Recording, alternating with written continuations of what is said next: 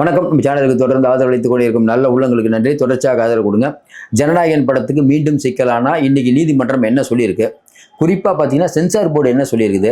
அப்போ censor board இவ்வளவு பிடிவாதமாக இருப்பதற்கு காரணம் என்ன? ஏன்னா பிஜேபினாலே சென்சார்னா பிஜேபி தான், இடினாலும் நம்ம பிஜேபி தான், சிபிஐனாலும் பிஜேபி தான் சொல்லுவோம். அப்போ சென்சார் போர்டு அப்படிங்கிறது பிஜேபி சொன்னால் கொடுக்காம இருக்க போகிறதில்ல. அப்போ இவ்வளவு பிடிவாதமாக இன்னைக்கு சென்சார் போர்டு இருக்குது. இன்னொரு பக்கம் காங்கிரஸ்ல சொல்றாங்க விஜய்க்கு ஏதாவது ஒண்ணுன்னா நாங்க வந்து களத்தில் நிற்போங்கிறாங்க. ஒண்ணுமே புரியல, என்ன நடந்து கொண்டு இருக்கிறது பார்த்துட்டு இருக்க. நீங்க சொல்லுங்க, ஒரு படம் வருது, கடைசி படம், சரி அது கடைசி படமோ முதல் படமோ ஒரு படம் வருது, அந்த படத்தை நீங்க பார்த்துட்டீங்க, அதில் ஆட்சேபனைக்குரிய காட்சிகள் இருந்தால் ஐயா நாங்கள் இந்த சர்டிஃபிகேட் கொடுப்போம், இல்லை யூஏ கொடு, ஏதோ ஒன்று சொல்லுங்க. அவங்க அந்த காட்சியை நீக்கினா பாருங்க, இல்லைன்னா அதுக்கு மேலே நடவடிக்கை எடுங்க. அதை விட்டுட்டு ஒரு படத்தை பார்ப்பீங்க, அதுக்கப்புறம் ஒன்றுமே சொல்ல மாட்டீங்கன்னா அவங்க டிக்கெட் புக்கிங் எப்படி பண்ணுவாங்க? இப்போ பார்த்துட்டு இருக்க நிறைய பேருடைய விஜயோடைய ஆதரவாளர்களாக கூட இருப்பீங்க. இது பிஜேபி தான் ஸ்ட்ரெயிட்டாக பண்ணுது அப்படிங்கிறது எல்லாருக்கும் தெரியும். ஏன் இந்த வேலையை பண்ணுறாங்க? அப்போ இது இன்னொன்று பிஜேபிக்கே தெரியாமல் சென்சார் போர்டே பண்ணுது அப்படின்னா, சார் எத்தனை படம் விஜய் படம் வருது, அதுக்கெல்லாம் இந்த அளவுக்கு சென்சார் போர்டில் பிரச்சனை வந்துச்சா? இதுக்கு மட்டும் இந்த பிரச்சனை வருது. அப்போ நடக்கக்கூடிய விஷயங்கள் என்ன? இன்னைக்கு நீதியரசர் ஆஷா அவர்கள் தலைமையில் இந்த விசாரணை வந்தது. விசாரணையில் சொல்கிறாங்க, நாளைக்கு யார் அந்த படத்தை பற்றி புகார் சொன்னாங்களோ அதை வந்து தாக்கல் பண்ணுங்க நீதியரசர் சொல்கிறாரு. இப்போ பார்த்துட்டு இருக்க மக்கள் கேட்குறாங்க, ஏங்க யாரோ ஒருத்தர் அந்த படத்தை பற்றி புகார் சொன்னாங்களாம், படமே ரிலீஸ் ஆகாத போது அந்த பற்றி யார் புகார் சொல்லுவா? நம்ம ஒன்றும் புரியல. படம் ரிலீஸ் ஆகி பாருங்கள் அந்த வசனம் தப்பாக இருக்குது அப்படின்னு கம்ப்ளைண்ட் பண்ணால் பரவாயில்ல, அந்த படத்தை பார்த்தது சென்சார் போர்டு உறுப்பினர்கள் மட்டும்தான். அப்படி இருக்கும்போது வெளியிலேருந்து யாரோ ஒருத்தர் கம்ப்ளைண்ட் கொடுக்குறாங்களாம் சென்சார் போர்டுக்கு, என்னென்ன சார் இந்த படம் வந்து இந்த இடத்துலலாம் பிரச்சனை எனக்கு அப்படின்ட்டு. இது எப்படி ஏற்றுக்க முடியும்? அதனால் இன்றைக்கி இருக்கக்கூடிய சூழ்நிலையில் தொடர்ந்து விஜயை பற்றியான செய்திகள், நம்மளும் பேச இருந்தாலும் காலையில் பாருங்கள் தொடர்ந்து அவரை பற்றியான செய்திகள் தான். ஒரு பக்கம் 12ஆம் சம்மன் ஆஜராகுது, அவர் அமைதியாக இருந்தாலும் இன்றைக்கி அவரை பற்றியான செய்திகள் வந்து கொண்டே இருக்கிறது. உண்மையிலே சொல்கிற இதெல்லாம் விஜய்க்கு நல்லது. ஏன்னா இன்னைக்கு வந்து படத்தை வெளியிடாமல் தடுக்கிறதுக்கு அந்த பக்கம் திமுக எவ்வளோ பாடுபடுது. இன்னொரு பக்கம் பார்த்தீங்கன்னா பாஜக அதுவும் தன்னுடைய பங்குக்கு சில விஷயத்தை பண்ணுது. ஏன்னா குஷ்பு அவர்கள் சொல்கிறாங்க, அதெல்லாம் ஒன்றும் பிரச்சனை இல்லையே, அதெல்லாம் நியாயமாக தான் நடக்குது. இந்தியாவில் எந்த அமைப்பு நியாயமாக நடக்குது நீங்கள் சொல்லுங்கள்? மக்கள் பார்த்துட்டு இருக்காங்க சார். இப்போ விஜய் வந்து கொள்கை எதிரிங்கிறாரே, காரணம் என்ன? எல்லா தரப்பட்ட மக்களும் பிஜேபியால் பாதிக்கப்பட்டு கொண்டிருக்கிறார்கள். இப்போ எனக்கு ஒன்றும் புரியல, பிஜேபிக்கு வந்து இந்த படத்தை தடை பண்ணணும்னு என்ன ஆசை நிறைய பேர் கேட்குறாங்க. இல்லைங்க, சென்சார் போர்டுலலாம் வந்து நடுநிலையான அமைப்பு, நீங்கள் சொல்லுங்கள், சென்சார் போர்டு நடுநிலையான அமைப்பு, இடி நடுநிலையான அமைப்பு, சிபிஐ நடுநிலையான அமைப்பு, நீங்கள் உள்ளபடியே நம்புறீங்களா? உங்கள் கருத்தை சொல்லுங்கள். நமக்கே ஒன்றும் புரியல. இல்லை நம்ம இப்போ நான் என்ன நினச்சிட்டு இருக்கேன்னா, இடி சிபிஐ எல்லாம் பிஜேபி சொன்னால் கேட்கும், தேர்தல் ஆணையமே பிஜேபி சொன்னால் தான் கேட்கும். இதான் இன்றைக்கி இந்தியாவில் இருக்க பெரும்பான்மையான மக்கள் சொல்லுவாங்கல்ல, ஓட்டிங் மிஷின் இருக்க வரைக்கும் பிஜேபி தான் ஜெயிக்கும். நிறைய பேர் சொல்கிறாங்களா இல்லையா சார்?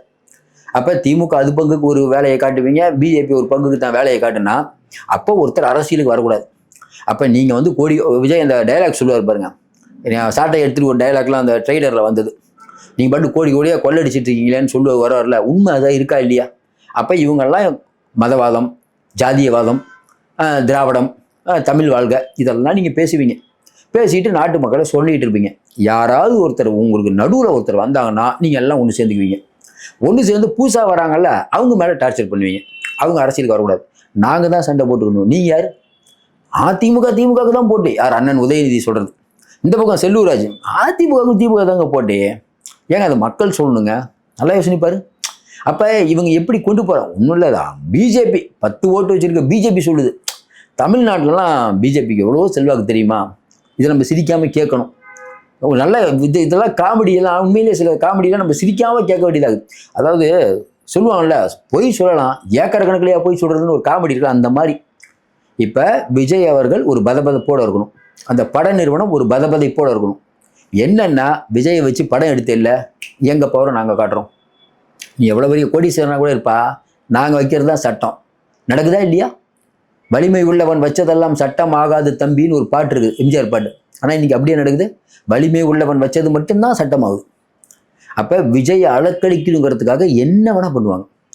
இன்றைக்கி திமுக அது பங்குக்கு அது வேலை பண்ணுது, பிஜேபி அது பங்கு அது. நம்ம ஒரே விஷயம் நமக்கு புரியல. இப்போ அந்த படத்துக்கு சான்றிதழ் கொடுக்கறதுல, இப்போ மற்ற படத்துக்கெல்லாம் சான்றிதழ் கொடுக்குறீங்கள, அவங்கெல்லாம் எத்தனை நாளைக்கு முன்னாடி கொடுப்பீங்க? அப்போ இது என்ன ஒரு கட்ட பஞ்சாயத்து மாதிரி இல்லது? யாரோ ஒருத்தர் புகார் கொடுத்தாங்களாம். இது எப்படி சரியாக வரும்? இந்த பக்கம் பார்த்தா ஒரு யூடியூபரு யாரோ ஒருத்தர்கிட்ட வந்து ஜிபே வந்தது, அவரை தூக்கி உள்ளே வைக்கிறீங்க. ஒன்றும் புரியவே இல்லை. நாட்டில் என்னங்க நடக்குது? இது ஜனநாயக நாடு தானுங்க. பேச்சு உரிமை, எழுத்துரிமை எல்லாருக்கும் அவர்களுக்கான உரிமை இருக்குல்ல. அப்போ எல்லா படத்துக்கும் ஒரே மாதிரி தானே நீங்கள் அளவுகோல் நிர்ணயிக்கணும். 500 கோடி அவர் சொல்கிறார் ப்ரொடியூசர், 500 கோடி எடுத்து நாங்கள் படம் எடுத்து வச்சுருக்கோம் சார். இதில் எவ்வளோ பேர் உழைப்பு இருக்குது நல்லா யோசனை பாருங்க. படத்தை பாருங்க சார். இந்த படம் வந்து விஜய் வந்து ஓஹோன்னு ஏறுனா அது என்ன பண்ண முடியும்? எப்படி படம் வராமல் நீங்கள் எவ்வளோ நாள் படம் வராமல் தடுப்பீங்க? நல்லா யோசனை. படம் வராமல் எவ்வளோ நாள் சார் தடுப்பீங்க? இது தேவையில்லாம் பிஜேபி கெட்ட பேர். விஜய் தரப்புல இருந்து நிர்மல்குமார் ஏற்கனவே சொல்லிட்டாரு. விஜயே ஒரு அறிக்கை விட்டாருன்னு வச்சுக்கோங்களேன், பாசிச பாஜக தான் சதி பண்ணுது. விஜய் கூட நான் புஷி ஆனது பாருங்க. இங்கே வந்து தேர்தல் என்ன நடக்குதுங்கிறது தெரியும். பாசிசமும் பாயாசமும் ஒன்று சேர்ந்து நம்மளை கவுக்கிறதுக்கான வேலை ஈடுபடுறாங்க. நம்மளை வந்து நேரடியாக எதிர்க்க திராணி இல்லாத இவர்கள் இன்னைக்கு ஜனநாயகன் படத்தை மக்கள் பார்க்கக்கூடாது, ஜனநாயக படத்துடைய வியாபாரம் முடங்கணுங்கிறதுக்காக பல வேலைகளை பண்ணிட்டு இருக்காங்க. விஜய்க்கு ஆதரவாக நீ ப்ரொடியூசர் படம் எடுத்தியா, உன் படத்தையே ஒன்றும் இல்லாமல் பண்ணுறேன், இதான் உங்களுடைய நோக்கம். அப்போ இவர்கள் சான்றிதழே கொடுக்காமல் நம்ம திணற வைத்து கொண்டு நம்மளுடைய மற்ற விஜய் ரசிகர்கள் நிறைய பேர் இதை எதிர்பார்த்துட்டு இருக்காங்க. அது வந்து ஏன்னா இப்போ டிவிக்கே கட்சிக்கு 1000 வேலை இருக்குது சார். விஜய் ரசிகர்களுக்கு தலைவர் படம் எப்போ வரணும்? இந்த படத்தை பார்த்து தானே சார் விஜய் பக்கம் இவ்வளோ கூட்டம் கூடுது. அந்த படம் வரும்போது எப்படி இருக்கும்? அவருடைய இமேஜ் ஏறாமல் இருக்கும் சார். ஒவ்வொரு படம் வரும்போதும் இன்னும் நிறைய பேர் விஜயோடைய ரசிகர்கள் ஆவாங்க. இந்த ரசிகர்கள் படம் பார்த்து ரசிகர்களானவங்க தான் ஓட்டே போடுறாங்க. அப்போ ஜனநாயகன் படம் வரும்போது அவருக்கான மார்க்கெட் இன்னும் ஏறுமா ஏறாதான்? அதை தடுக்கணும். சீப்பை ஒழிச்சு வச்சா கல்யாணம் நிற்குங்கிற கணக்கு பண்ணிட்டு இருக்காங்க. திமுக தான் விஜய் எடுத்து மொக்காயிட்டு இருக்குன்னா தேவையில்லாம வாலண்டியராக வண்டியில இருந்து பிஜேபி. உண்மையிலே இது என்னன்னா வெளியில பார்க்கறதுக்கு உண்மையில நம்ம சொல்றோம் திமுக அதை கண்டிச்சிருக்கணும். திமுக தரப்புல என்னங்க 1000 இருந்தாலும் படமா பார்க்கணுங்க. பாசிச பாஜக பார்த்தீங்களா விஜயை மிரட்டுது ஏதாவது சொல்லணும். அவங்க அவங்க என்ன நினைக்கிறாங்கன்னா பரவாயில்லப்பா நல்ல விஷயம்தான், விஜயை பண்ணிட்டு டார்கெட் பண்ணிட்டு நமக்கு என்ன, நமக்கு ரொம்ப சந்தோஷம், அமைதியாக இருந்துருவோம். இது என்ன சரியா என்ன அணுகுமுறை நமக்கு ஒன்றும் புரியல. அதாவது திமுக அரசியலே பண்ண தெரிலங்கிறது தெரியுது பார்த்தீங்களா. இப்போ மட்டும் திமுக வந்து யாராவது இல்லைங்க விஜய் மேலே எங்களுக்கு 1000 கருத்து வேறுபாடு இருக்கலாம், ஜனநாயகன் படத்துக்கு நீங்கள் சர்டிஃபிகேட் கொடுக்காம பிஜேபி பண்ணுறது தப்பு அப்படின்னு சொல்லியிருக்கணுமா? நியாயமானவர்களாக இருந்தால் பட நிறுவனம் ஃபுல்லாக நீங்கள் தான் வச்சுருக்கீங்க, ஒரு வார்த்தை சொல்ல மாட்டீங்க. அப்போ உங்களுக்கு நோக்கம் என்ன? நீங்கள் 2 பேரும் பேசி வச்சுட்டு இந்த வேலையை பண்ணுறீங்க. இன்னும் கொஞ்சம் இப்போ நாளைக்கு என்ன ஆகும்? நாளைக்கு டேட் ஆகிடுது, புதன்கிழமை ஆகிடுது. இப்போ நாளைக்கு என்ன ஜட்மெண்ட் வரப்போகுதுன்னு தெரியல. அப்போ அந்த ப்ரொடியூசர் வந்து எல்லாரும் ஒரு பதப்பதப்போடு இருக்கணும், டென்ஷனாக வச்சுருக்கணும். எப்படி ஒரு முடிவு வரும்னு வச்சுக்கோங்க. அந்த முடிவு வருவதற்கு இவர்கள் எவ்வளோ டென்ஷன் ஆகணும். இது வந்து திட்டமிட்டு செய்யக்கூடிய ஒரு விஷயமா இல்லையா? கரூருக்கு போனாலும் பஞ்சாயத்து, பரந்தூருக்கு போனாலும் பஞ்சாயத்து, எங்கே போனாலும் பஞ்சாயத்து. அப்படின்னா ஒருவர் ஒரு அரசியல் கட்சி ஆரம்பித்தது தான் உங்களுக்கு பிரச்சனை. அவர் சாதாரண விஜயா இருக்கும்போது பிரச்சனை எல்லாம் பண்ணுவாங்க. உங்களுக்கு தெரியும், நிறையா தலைவா படத்துக்கு பிரச்சனை, ஏகப்பட்ட பஞ்சாயத்து நடந்தது. ஆனால் முதல் தடவையாக அந்த சென்சாரில் பிரச்சனை இதுதான்.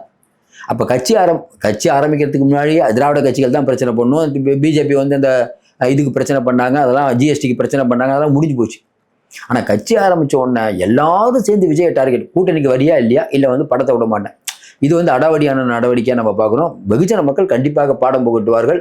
ஏற்கனவே தமிழ்நாட்டில் பிஜேபிக்கு என்ன மரியாதைக்குன்னு தெரியும், பார்த்துட்டு இருக்கு. நீங்கள் சொல்லுங்கள், இது வந்து தேவையில்லாமல் இருக்கிற சீண்டி விடுற வேலையாக நம்ம நினைக்கிறோம். இது மிகவும் அநியாயத்திலும் அநியாயம்.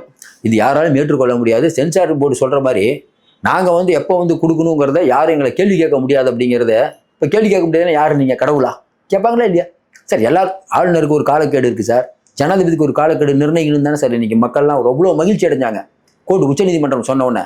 ஜனாதிபதி ஆளுநர் எல்லாரும் ஒரு மசோதா வந்தால் சீக்கிரம் வந்து கொடுக்கணும், இவ்வளோ டைம் ஃப்ரேம் ஃபிக்ஸ் பண்ணாங்களா இல்லையா? எல்லாருக்கும் ஒரு டைம் ஃப்ரேம் ஃபிக்ஸ் இருக்குல்ல.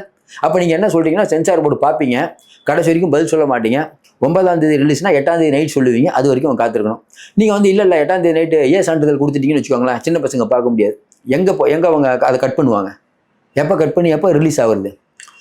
அடாவடி பண்ணி கொண்டிருக்கிறார். இது ஏகப்பட்ட அடாவடியை சந்தித்தவர்கள்லாம் வாழ்க்கையில் எந்த அளவுக்கு பெரிய ஆளாயிருக்காங்க நம்ம பார்த்துட்டு இருக்கோம். விஜய் மேலும் மேலும் உயரப்படுத்தக்கூடிய வேலையில் 2 பேரும் பண்ணிட்டு இருக்காங்க. உங்கள் கருத்தை சொல்லுங்கள், தொடர்ந்து ஆதரவு கொடுங்கள். மீண்டும் சந்திப்போம். நன்றி, வணக்கம்.